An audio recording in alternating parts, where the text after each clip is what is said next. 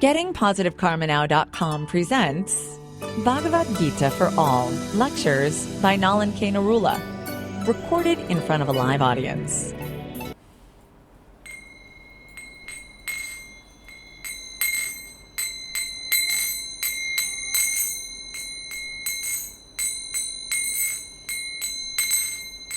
Shri Krishna Govinda Hare Murari He Nath Narayana Vasudeva Shri Krishna Govinda Hare Murari He Nath Narayana Vasudeva Shri Krishna Govinda Hare Murari He Nath Narayana Vasudeva Shri Krishna Govinda Hare Murari He Nath Narayana Vasudeva Shri Krishna Govinda Hare Murari He Nath Narayana Vasudeva Shri Krishna Govinda Hare Murari He Nath Narayana Vasudeva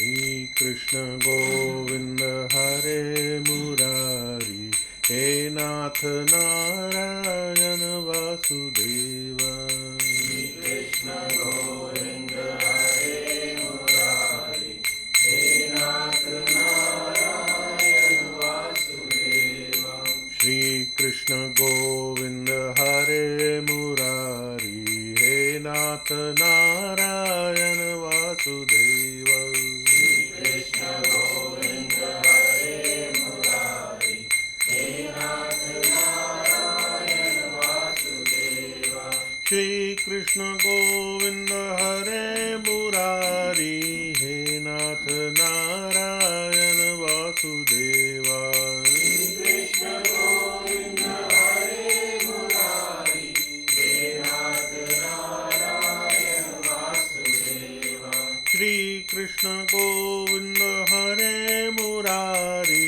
He Nath Narayana Vasudeva Shri Krishna Govinda Hare Murari He Nath Narayana Vasudeva Hare Krishna Krishna Krishna Hare Hare Hare Ram Ram Ram Hare Hare Hare Krishna Krishna Krishna Hare Hare Hare Ram Ram Ram Hare Hare Hare Krishna Krishna Krishna Hare Hare Hare Ram Ram Ram Hare Hare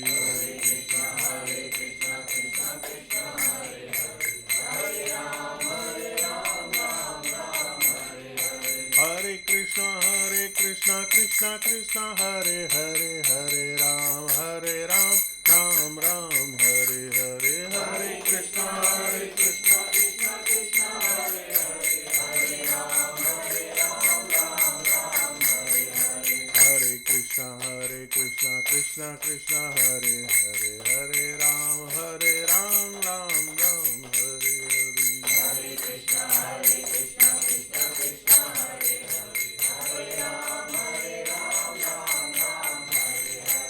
Hare Krishna Krishna Krishna Hare Hare Hare Ram Ram Hare Hare Hare Krishna Krishna Krishna Hare Hare Hare Ram Ram Hare Hare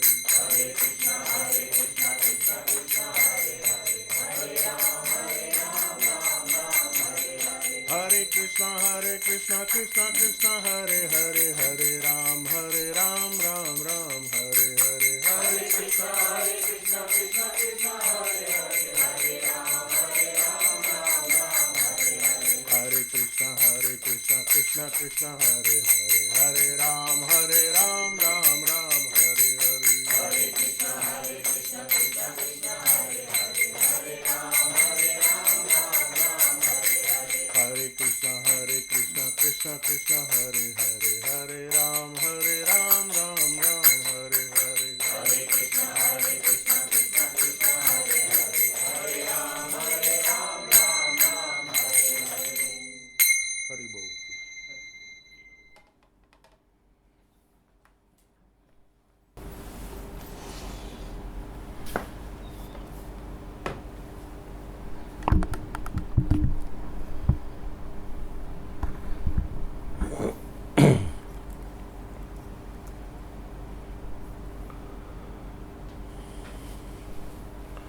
Om Namo Bhagavate Vasudevaya.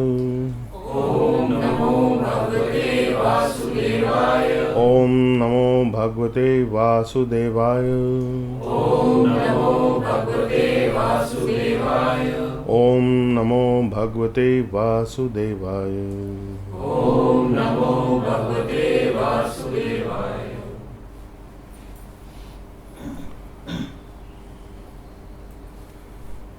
Last time we had completed text 15 of chapter 14 of the Bhagavad Gita, which is about the qualities of nature, the triguna, the three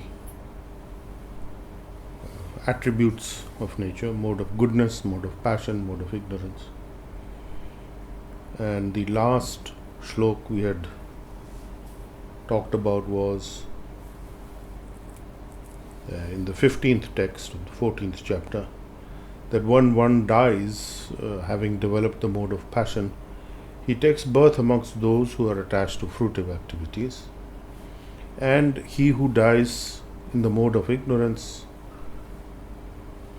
he takes birth in the lower species, in the animal species, the mudha, those of lesser intelligence. So that can also happen in the human race as well. So now we continue from text 16 of chapter 14.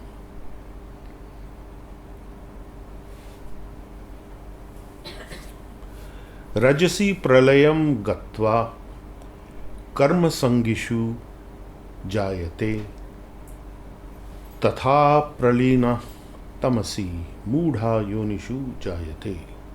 So this was text 15. So in 16 we have continuation of that. Karmana sukrita sayu satvikam nirmalam phalam rajastu phalam dukham ajnanam tamasa phalam.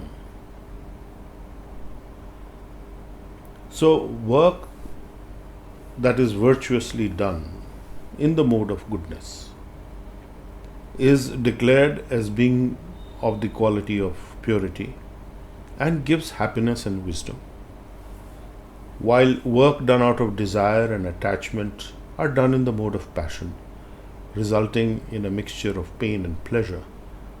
Work done in ignorance without knowledge or awareness result in delusion, inertia, and constant pain. Now, karmana sukritasya. Sukriti means goodness, good pious activities. Pious activities, these are in the mode of goodness, satvikam. Ahu, it is said that these are in the mode of satvik activities. So, the material mode of goodness includes pious activities that you do as enjoined in the scriptures for the benefit of others, for uplifting them as well as yourself, giving in charity and so on. Those are pious activities, not causing any trouble to anyone. These are gentle and purified activities, and they give you such results. Now, rajasa tu phalam dukham. Mode of passion gives you result of dukham. Now, dukh is commonly understood to mean misery, but that is not the whole story. Dukh, the word dukha is consisting of two words, du and kha. Du means happiness and kha means misery. So there is happiness and pain, both. So when there is dukha, there is a combination of pain and pleasure. So it is not exactly happiness, but it is pleasure. So materialistic activities done in the mode of passion give you the result of pain and pleasure. And ultimately it is miserable, as we will discuss further on. Whereas the work in the mode of goodness is giving you, these may be materialistic activities, but they give you a result which is purified of the negative. And as far as the ignorance is concerned, the ajnanam, tamasa is mode of darkness, and ajnanam is ignorance. So, in the activities in the mode of ignorance are done as creating painful results, which are always going to give you trouble. So this is happening when we are overindulging and over exerting ourselves,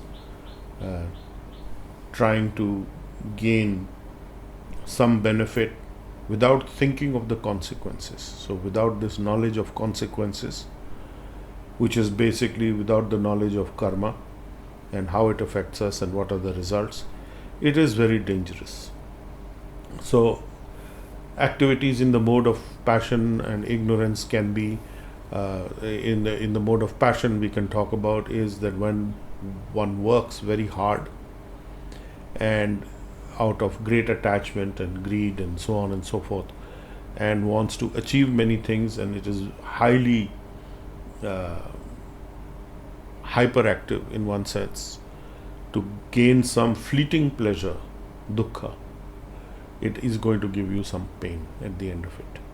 Some fleeting pleasure is going to give you pain, whereas activities that are in the mode of ignorance, such as meat eating, intoxication, that it give you constant problem and constant pain. So this is not meant for that, because if one is guided to do that, the next birth for these people who are acting in such a way will go according to their activities. It has been previously stated also. So then we have text 17. Satvat sanjayate jnanam rajaso lobha evacha pramada mohau tamaso bhavato ajnanam evacha. From the mode of goodness,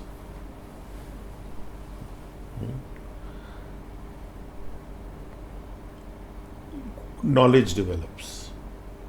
The quality of passion develops greed, and madness, illusion and ignorance develop from the quality of darkness. So the quality of goodness is developing knowledge. What is that knowledge? That knowledge is how to conduct one's life, how to go forward, what you should do in this life for your own benefit. Otherwise, it is only an activity for some temporary gain, and then your position after that in your next life is very unstable. You could descend into the lower planets very easily.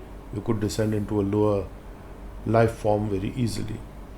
So it is a very valuable life and not to be wasted. In the quality of passion, there is greed and attachment, and in madness, illusion and ignorance come from the quality of darkness, or you can call that last one the quality of ignorance also. 14:18, text 18 is ऊर्ध्वं गच्छन्ति सत्वस्था मध्ये तिष्ठन्ति राजसा जघन्य गुणवृत्ति स्था अधो गच्छन्ति tamasa. So very hard-hitting, clear-cut statements here which leave absolutely no room for doubt. Urdhvam gachanti sattvastha. Those who are situated in the mode of goodness go to the higher planetary realms. Those who are in the mode of passion dwell in the middle planetary zones, like the Earth planet. Those who have an abominable nature and commit heinous acts go down to the hellish worlds of perpetual darkness and ignorance.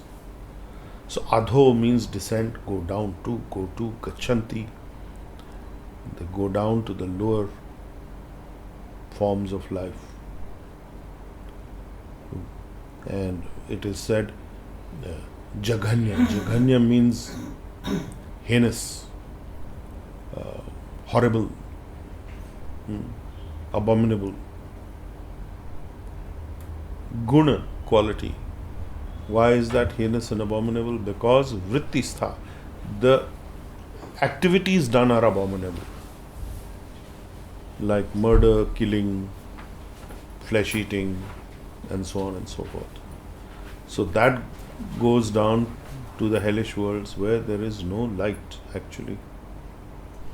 The definition of hell is perpetual darkness where there is no knowledge or information about the divine, and that is a very unfortunate condition because there is no way that that entity is going to see the light for what seems like forever. So it's a very dangerous situation, very, very difficult place to be in. 14:19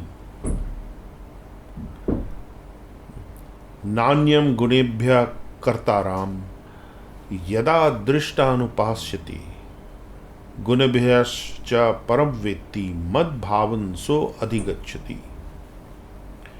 Nanyan gunebhya kartaram. Kartaram is the doer or the actor, one who acts. So, and when we look at drishta anupashyati, one who sees rightly and follows the observations actually. Anupashyati is a very important word. Anupashyati, pashyati means to see. Anu means to follow. And what do you follow? You follow through, and what do you see? You see through the eyes of the scripture, the Shastra Chakshus. Seeing through the eyes of the scripture means following the teachings and the actions of the acharyas, of the leaders in the spiritual zone, those who are authorities. So when you are seeing properly from that angle, when one sees in the right manner, that in all activities there is no performer working other than these three material modes of nature, then the seer knows and the seer knows the transcendental nature that is above all the material qualities, then such a one attains to my spiritual nature, Krishna says. So this is very, very important. What is actually happening? What is happening is that this body is working under the direction of the three material modes of nature. And when the person who is seen, the spiritualist, that in all activities there is no acting going on by the soul, the soul is not actually working to create these activities. It is these three material modes of nature that have captured the soul, so to speak, through the false ego, which has now generated the body which is subject to all these miserable conditions. Such a person who also knows what is the transcendental nature, which is above and beyond the material nature. It is very different in quality. It has nothing to do with the material nature. And if we remember what we studied about the three gunas, this is the separated spiritual nature of Krishna. But the quality of it is that it captures the other separated spiritual nature, which is the Atma, which is the Chitta Karna, the Karna Chitta, the particle of consciousness, the spark of consciousness. So these material modes of nature have created the illusion of permanence, of identifying with this body which is actually impermanent. But there is a permanent self internally which doesn't change. And that transcendental nature, looking within, when you know that nature is within, you can see it externally and understand that it is coming from Lord Krishna, and at that point in time such a person attains to Krishna's spiritual nature, the similar nature as Krishna's spiritual nature. because it becomes now illuminating. It illuminates even the body, which is made of these three energies, combination of these three energies. Text 20.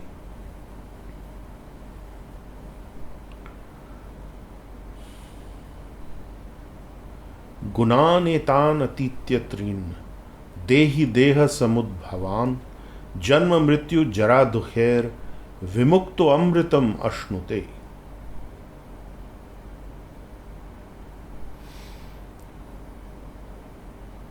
Upon transcending, going beyond these three material qualities that produce the body, the embodied one becomes liberated from birth, death, old age, and the threefold miseries, and enjoys nectarian bliss.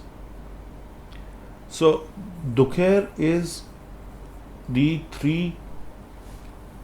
threefold miseries, which is the adhyatmic, adhibhautik, and adhidevik. So, adhyatmic means misery created by your own mind and body. Adhibhautik is misery created by other people, by other living entities, animals, bacteria, insects. And adhidevik is the so-called acts of nature or acts of God under the jurisdiction of the demigods, things like floods, droughts, earthquakes, such natural disasters. These are considered to be adhidevik. So this is Triguni Maya also, that we are suffering from our own body and mind. We are suffering from the activities of other living entities around us, and we are suffering from the acts of nature. And when one is transcended these three material qualities which cause the body, which produce the body, the one who is embodied is liberated from birth, death, old age, and disease. So, if we look at the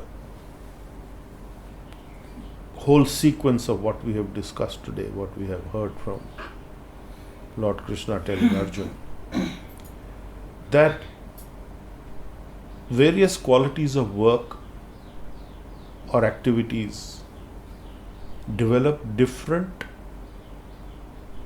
degrees of understanding. So if one is in the mode of goodness, then knowledge is developed, which gives happiness, and passion develops greed, attachment, and excessive activity, and the quality of darkness develops ignorance and inertia and illusion and madness. Those who are in the mode of goodness, they go to the higher planetary zones. They can go all the way up to Brahmalok. They can go to Satyalok, the place of Lord Brahma, and they can go to the planet of the Gandharvas. They can go to the planet of the sages, where they continue their work in the mode of goodness. And those who are in the mode of passion, they remain in the middle zone of creation. There are 14 planetary zones. Earth is in the middle, our Earth planet is in the middle zone. So these middle zones are where works of passion are undertaken because of attachment and greed and desire to enjoy. And those who are of a horrible nature, abominable nature, committing heinous acts, they go down to hellish worlds, into hellish bodies, where there is perpetual darkness and ignorance. There is no light, there is no promise of liberation. It is a very bad end. So when the person acts in the right way, then all activities, seeing that there is no other actor in the whole mix except the three material modes of nature, then the one who sees this and knows the transcendental nature beyond the material, such a one attains to Krishna's spiritual nature, which is all blissful, all knowing, and all joyful, so all knowledgeable. and knows that one is eternal or immortal. So one can do this even in this body by engaging in the service of Krishna. So one who is freed from, even to some extent, he is freed from the three material modes, he will engage in devotional service to Krishna. So those who are healers, those who are Brahmins, those who are Bhaktas, they are engaged, even though they may be different quality and different level of their personal attainment of understanding. Like the Kanishta Adhikari, the neophyte, will think only God exists in the temple and the deity form, and he is seeing other devotees, but he doesn't understand who is more advanced, cannot see, cannot discriminate, and there is a lot of politics going on, and they are quarreling and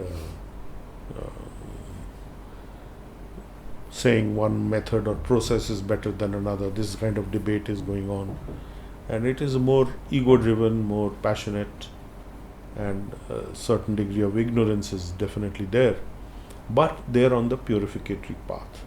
Then there is the Madhyama Adhikari who sees that the divine is everywhere. He is in all living entities, and he is associating more with those who are of the devotional nature. In that community, they are associating with that community. And he tends to avoid those who are atheistic and against what they are doing. But he is wishing them well. Whereas the Uttama Adhikari, the Paramahansa, sees everything and everyone as being equal. He does not see a difference between the atheist and the devotee and the dog and the cat and the insect, considering that all these entities are have a spiritual particle within them which is of the nature of Krishna, of the divine. So when he begins to see that, he is, even in this body, liberated from birth, death, old age, disease, and the threefold miseries. And it is only a matter of time when he leaves his body through the natural process, he will attain to the spiritual planets, to the spiritual worlds. So that is, if we look at Ish Upanishad, for example, the 6th mantra, it is a similar statement there, which is Yatu Sarvani Bhutani Atmani Evanupashyati Sarva Bhuteshu Chamanam Chatmanam Tato Na Vijugupsate.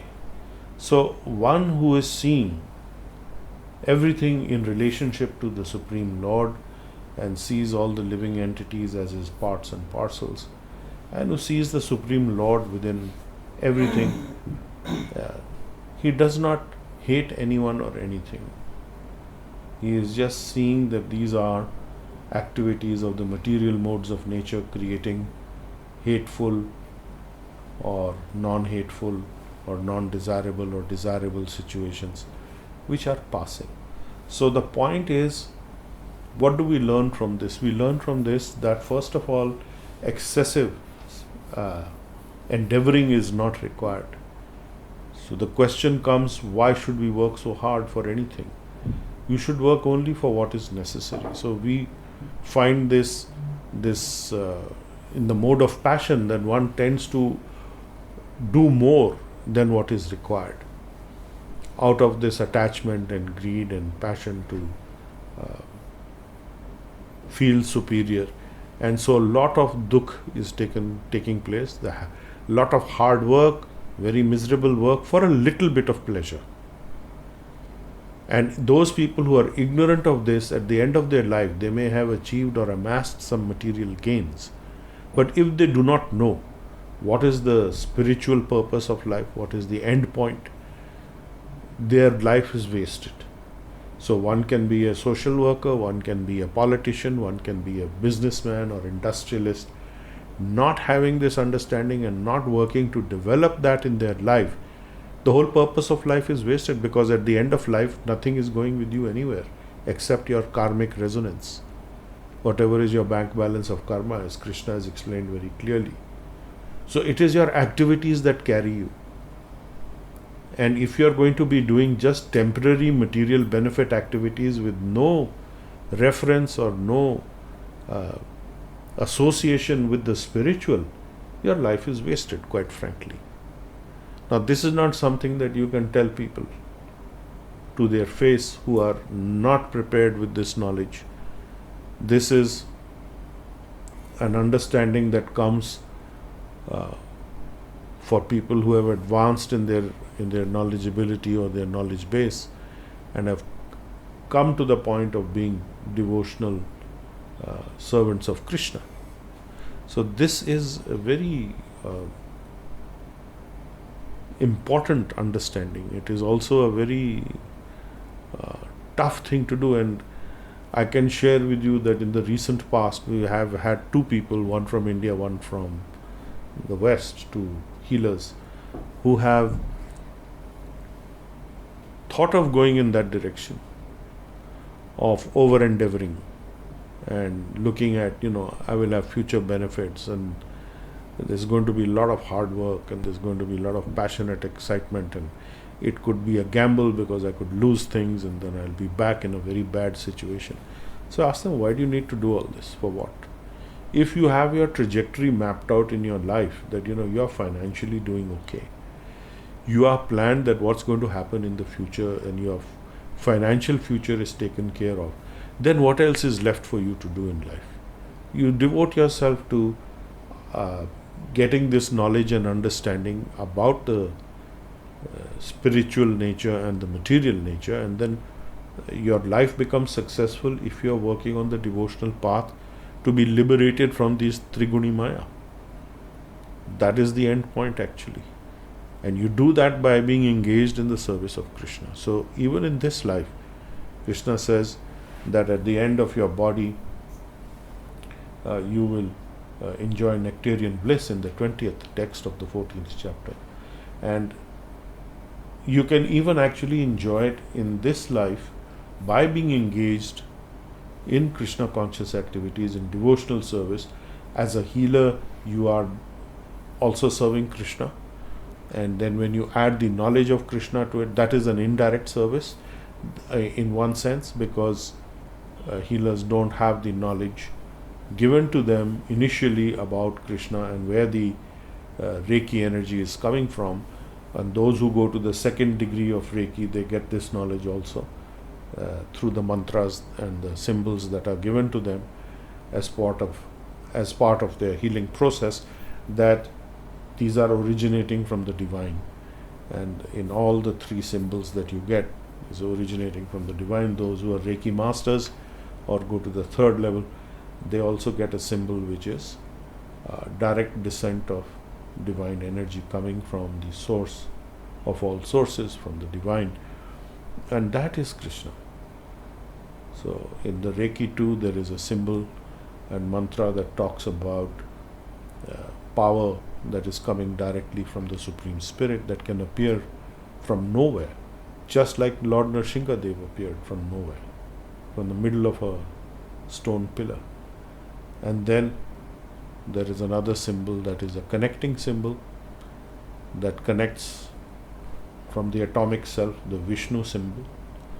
And then there is a symbol that actually helps you to cut your karma, that is called by some Reiki masters the key to the universe, because it unlocks the spiritual universe.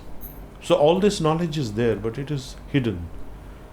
But when you combine the understanding of the Gita with what has been handed down to us in very sparse fashion from the Reiki masters, we can understand that the expansion of that is the knowledge that is embodied in the Gita. So they are perfectly in harmony with each other. So technically Reiki healers are also Brahmins, because they are connected to the Brahminical energy of Reiki. And They only need to be engaged in the right way to serve the divine. So the service can be in many ways. It can be through helping to release people from their karmic bindings while releasing yourself through the healing process, by even by chanting the Maha Mantra, which is all the qualities of Krishna are contained in the Maha Mantra. All the liberating qualities are there. In fact, in all the names of God, chanting the names of God is the recommended process for Kali Yuga to attain liberation, the simplest and fastest way to get liberation. And then to act in this fashion. So these are the works for mankind. In fact, if you look at I think it is the 13th canto or the 7th canto of the Bhagavatam, I'll just check that. These are the 7th canto is all about the science of God, and I think the 13th or 14th canto is about how one should behave. The 6th canto, not the 13th, there is no 13th. The 6th canto is the prescribed duty for mankind. So this is advanced knowledge coming from the Bhagavatam, but the basic understanding is absolutely completely available in Bhagavad Gita. So first one must master the Gita understanding in the sense of knowledge that has been brought into your life and you have acted accordingly. So not that you become a masterly scholar of the Gita, but you understand the essence of what is being said in the way it is being said, exactly the way it has been said, without misinterpretation, without your own speculation, following the tradition and teachings of the masters, the previous masters. So then you will not go wrong. So that is anupashyati, that following the masters, the previous acharyas, and observing them carefully and observing your life. So observe in your life what those masters are taught and are doing, and design your life accordingly. So we will conclude here at the 20th text of the 14th chapter about the qualities of nature, the material qualities, quality of passion, goodness and ignorance, and where do these get us in this life as well as the next life. So if there are any questions, I will take some questions now. We have completed from the 16th to the 20th text of chapter 14. The endeavor, so how do you know that this is the act, this is the balance? How do you know what is the balance? Well, if you are going to do some very hard work, you have to ask yourself for what. If you are having more than you can spend, if you have enough for your future, going forward reasonably, you provided for the time when you may not be able to work. Anything beyond that is hard work, excessive endeavor. That is excessive. I am doing it for societal reasons, to keep up with the next door neighbor, to keep up with the neighborhood I'm living in, doing it to show off to others, or at least for my prestige, which is actually false prestige. So doing things for false prestige is there, like I will form a very large company. I think we had a discussion with you once when you wanted to do that, and ultimate conclusion was you don't need to do it actually. And that is even going to be so much hard work, and you are not going to get anything out of it, and you'll be tearing your whatever little hair is left, right, out of your head. Can we turn this thing So your blessings that we are to 24 or something? the best quality of life, and Yeah, so you maintain Yes. what is good enough for you.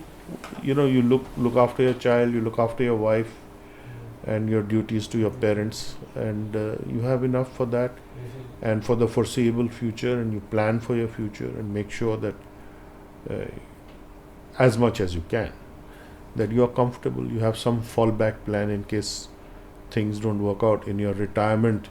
If one is planning for retirement 10, 15, 20 years down the line, then one can even think of, I don't need to live in a big house. If I'm living in a big house, children are grown up and they've gone away, I can live in a 3-bedroom apartment instead of a 5-bedroom house, or whatever it is that you have. So downsize. really, sir, we're grateful to you, sir, that you just eliminated the stress out of me, and Yes, it is very stressful. So that is the dukh. I'm thinking I'm going to get that fruit, I'll be big CEO of a company and so on. But, it doesn't always translate to a larger scale automatically. I didn't have any time for anything. In Yeah, fact, you wouldn't the have. personal things. Yes. Now, sir, by blessings, I plan things. Okay. Hmm. Okay. This can wait because I need this. Sure. Yes, so, Yeah. So you should save for your future. Then your future is trouble free, at least from the angle that you have some financial wherewithal to live a decent life. Earlier used to be procrastination for every personal thing, but now, sir, that we plan it and prioritize this. Okay, good. Niti has a question. Yes. So there is divine Lord Krishna in everything, and if I see that, then I need to be free from all false ego, period. You won't see it unless you are free of that. Just live my life attaining knowledge, do my work, karma, healing every moment, and surrender completely. Am I correct in my thinking? Yes, but how exactly you're going to execute it, I do not know. Because you may have your own ideas as to what is surrender, and what is your work, and what is your karma. And if you are, very often in the early stages of this process, you are thinking surrender means now the divine or Reiki have to be my guardian, and I don't take the responsibility for anything. I'll just carry on doing things, and they have to take care of it. And when I get a tight slap across my face, I say, hey, my chokidars didn't save me. So you have to be careful of that kind of thinking. But yes, do your work. You have to develop those qualities and try and see that, at least by analysis and by theoretical knowledge, you should understand that the divine particle exists in every living entity, including yourself and including others.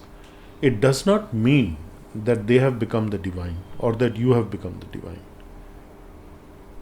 You are seeing beyond that the divine particle is there, and surrounding it is this body which is produced of these 3 material modes of nature. And it is these 3 material modes of nature that have produced this body because of the false ego identification with the material modes of nature. And the desire, the initial desire to enjoy,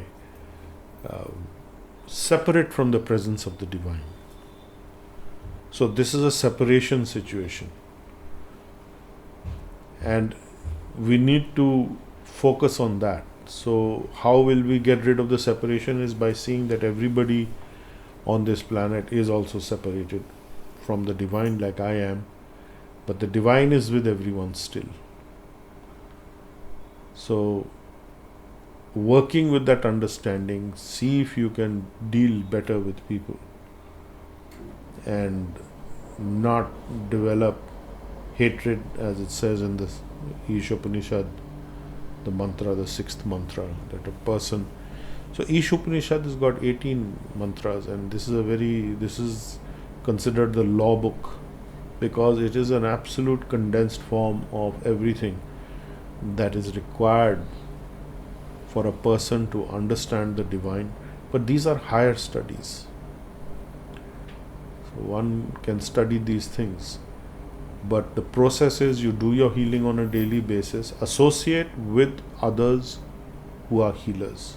That is critically important. So you go at least to the Madhyam Adhikari level. And you try and help those who are not knowledgeable, if you can present the knowledge to them in a non-offensive way, because people can get very offended if you try and so-called sell them anything that they are averse to or don't want. So there has to be some other way of gathering their interest, inspiring their interest. And usually the best way is that, okay, here is this benefit that you can get. Everybody loves a benefit. So healing gives benefits. So when they see that the things are changing in your life and how is it happening, so you should meet a few of us who have done that. So meet the group. So it's not just an isolated case. It's not a matter of good fortune has suddenly come to me and I am moving along in a state of ignorance. I am doing this knowledgeably. I am doing this in a systematic way, and I am following the system. Then you are in a perfect position, even though you are not perfectly executing. So that is the best way, and that is the way that you should approach your healing process and your approach to life. Don't divorce the healing from life. I find a lot of times people are doing their healing, but they are the same externally, they are dealing with the people the same way. So that is the Kanishta Adhikari, the newbie, the neophyte.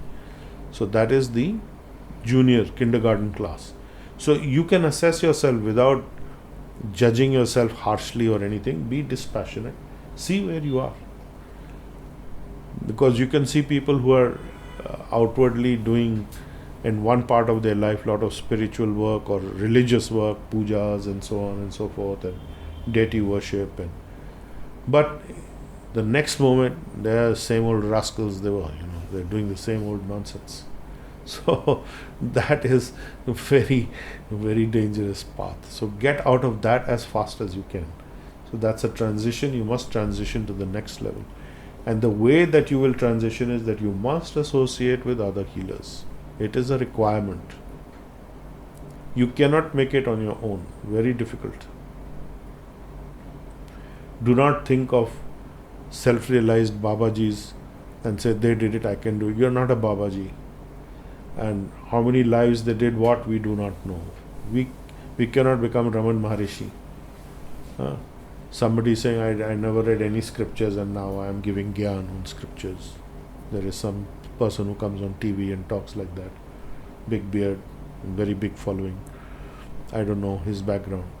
So he may have achieved some Gyan suddenly in this life without reading scriptures or following anyone. But that doesn't go for all of us. So if that teaching is there that you can make it on your own, then why should anyone follow that person? So he himself is giving Gyan and he has got big following and he's saying, I didn't follow anyone. So follow his example, don't follow him. See if you can make it on your own. It's very difficult. You need a proper guide. Otherwise you are in trouble. We are fortunate we have one, so we have you Yes, to guide us. you are. And you're giving us this Thursdays, this Bhagavad Gita class that makes us a close-knit family. Yes. We feel we can smile with each other, be normal with each other, which in the external world we find it a little difficult.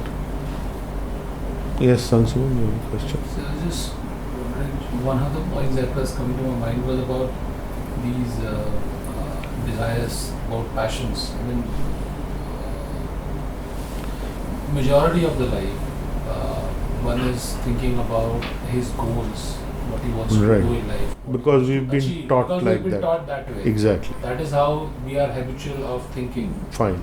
And even that is how the self-worthness Yes. is also being identified inside as well as people outside as well. Right? Now that self-worth, that self-identity suddenly is questioned because your thought process is being questioned. You yourself are questioning because of the knowledge that you've been given that the way you are identifying yourself, the worth your self-worth.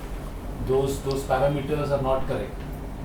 There is some fault in those parameters because of the knowledge that you have in beginning. This is not promoting inactivity. Let me be very clear. It doesn't promote inactivity, nor is it promoting the fact that you should just lay back and just not progress in life, in your work. You need to do all that, but the excessive endeavor is not recommended. So you have to decide what is your excessive endeavor cutoff. That you will learn by your own experience, through your own personality, whatever it is, and it may come sooner, it may come later.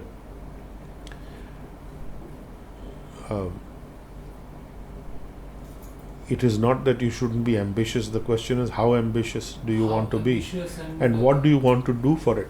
If it is going to take away from your time within how you need to develop yourself spiritually, then that is not a recommended process. If you are all the time engaged in material endeavors, that is not at all recommended. That is not the way. Because at the end of it, you go through all this Triguni Maya business, you go through creating something, and what is there at the end of it? You have not gained anything because you have not gone to the spiritual zone, thinking that material endeavor is God. But that God will take you to the lower planets. You go to hellish condition. You engage in all kinds of hellish activities, you will go to the hellish planes. You engage in passionate activities, it will keep you tied up to this kind of an activity where you will be running, trying hard to achieve things. And being anxious in that process. So it takes a toll on your health, it takes a toll on your self-worth also. I'm not able to achieve. So you are setting yourself up for failure. As long as you are discharging your familial duty, now the question is, what do you consider to be your familial duty? Do I want my child to go and study abroad? Why can't he study in India? Why does he have to go to England or, the Mecca of the Indian students, Warwick University in England, where there's a mini India sitting there where people just party all the time and they don't work, and at the end of 1 year they say, we didn't attend, and then now come home, buddy. So they drunk up all the money. And waste. So what are they going to achieve? I mean, you have to guide your children properly. If you are showing them by your example that by hook or by crook I'm going to climb up the corporate ladder, then they will also do the same. Then don't complain. Can I have that control, please? Yeah.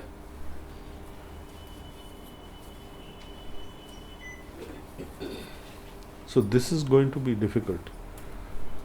You must keep yourself well protected that you are going in the right direction. You are not overdoing, you are not underworking. So underworking is also bad, overworking is equally bad. Because as some of you may have learned, you do more than more is expected of you. Right? So you have to limit yourself. How much more do I want to do? Because that will become the baseline. That will be the standard, and then I have to surpass it every time. So typically in companies, people will give you targets. You have to achieve this kind of sales target. You have to achieve this kind of an income target. And when you achieve it, and they always set it a little further ahead, just like the carrot hanging in front and the donkey is chasing it, He'll never get to the carrot, but he's running like a mad donkey. So then you'll become a donkey running after the carrot. So the question is, if you realize all this is going on, then bureaucrats have this down very fine. They manage their life in such a way, it's like a vacation for many of them. At least it was till Mr. Modi came on the scene. He woken everyone else up. But it's like you don't volunteer for anything, you don't overdo anything. But that is also like inactivity, which is in the mode of ignorance, inertia. So we don't need to do that either. So there is a balance. You have to find your balance. First of all, that balance will also come depending on the organization you're in. They may insist on certain work requirements. If you can't fulfill it, you're in trouble. So you have to balance that out, and preferably move to an organization where you don't have that kind of pressure. So you have to see how much pressure am I willing to take. I may be taking a job with a lesser salary which gives me more peace of mind, a better home life and work balance. If I'm just sitting at home and lolling around, then that is complete ignorance and darkness, inertia, madness, delusion. So I don't have to do that. Even if people are retired, what will they do? I mean, they must find something to do.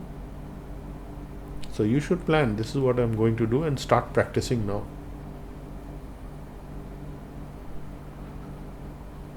Otherwise, at the end of the day, then you're suddenly left, I don't know what to do. And a lot of people, the maximum number of deaths proportionately take place in the first 2 years of retirement. Heart attack deaths, usually. Person just gives up. In terms of percentage, when is the maximum percentage? Is within 2 years. Otherwise, it's spread out over time.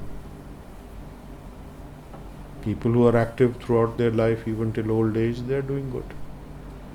Whatever your activity may be.